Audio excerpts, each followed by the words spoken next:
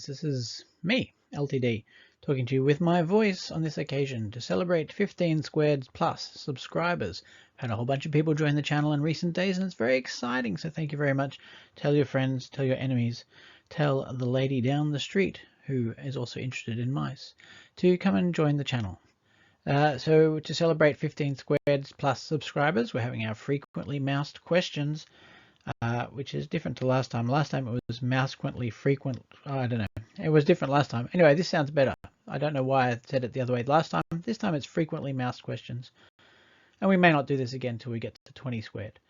So the first question comes from Jesse. He says, what rules are you using for your naval battles? I picked up 2x2 Napoleonics from this series, and I'm looking for equally simple and elegant rules for fleet combat.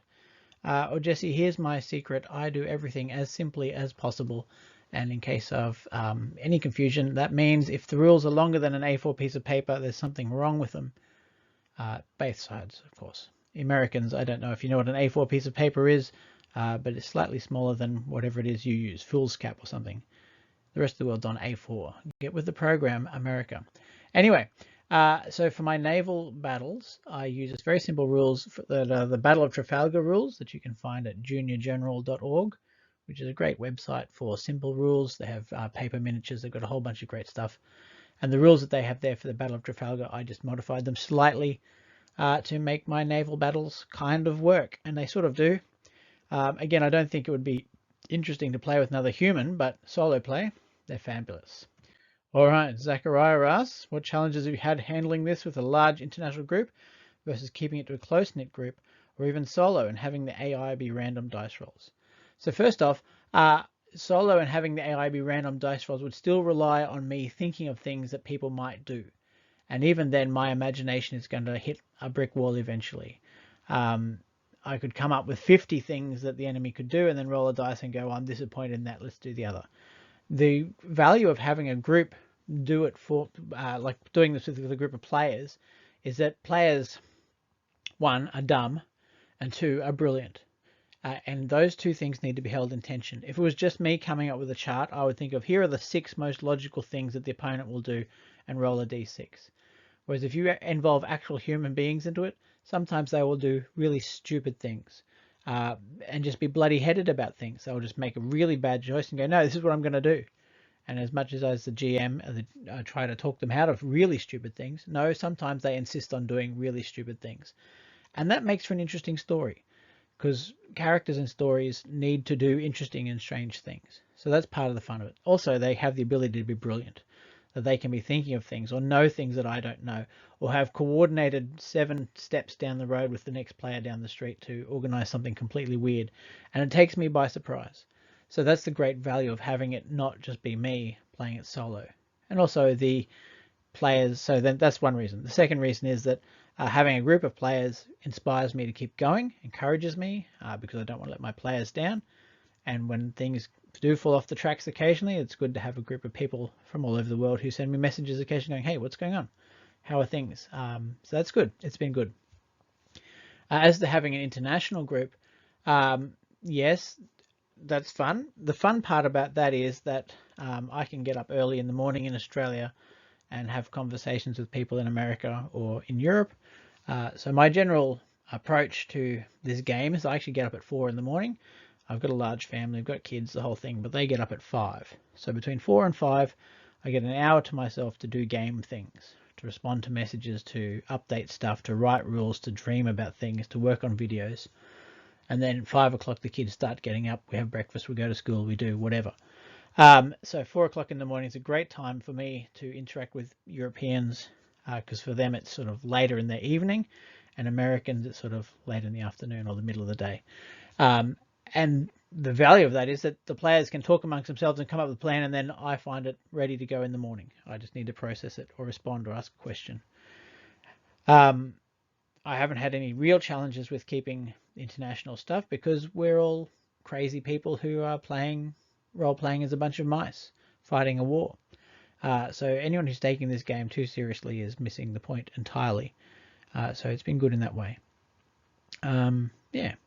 Haven't had really any challenges with language. Most people speak English. I speak enough German that if people start talking behind my back in German, I can read it and find out what they're on about. That's pretty much been it. So yes, I've enjoyed it immensely.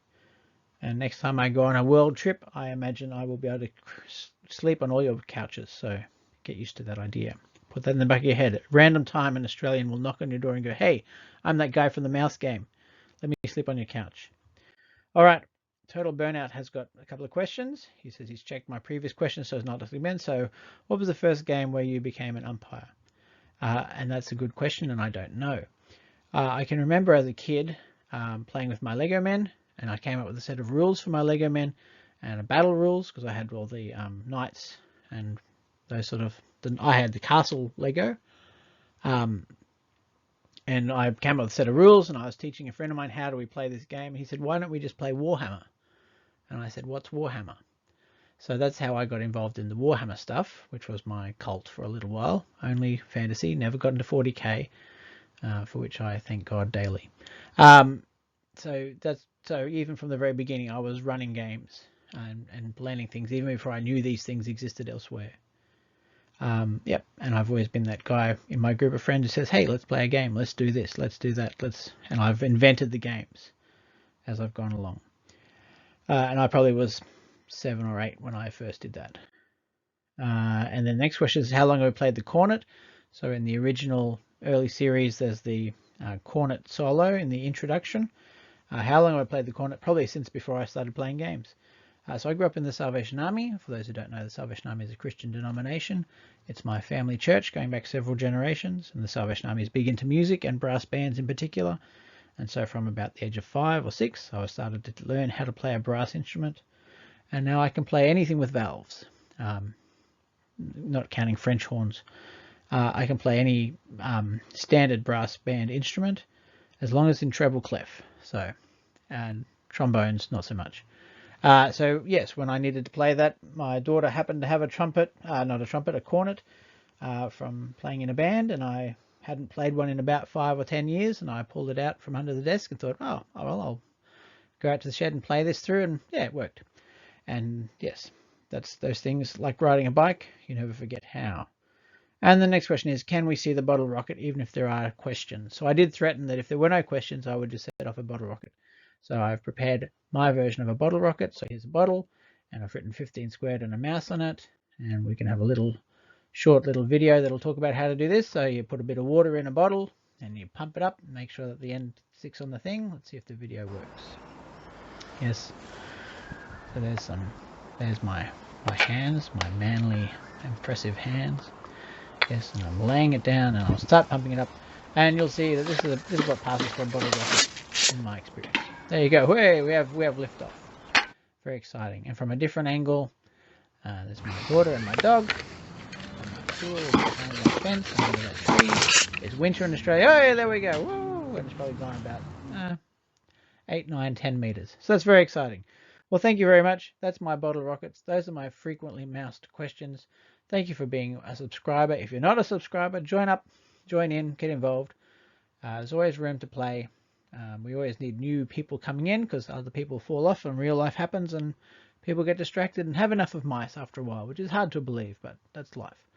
Thank you all for watching, listening, being a part of this mad adventure. Bye.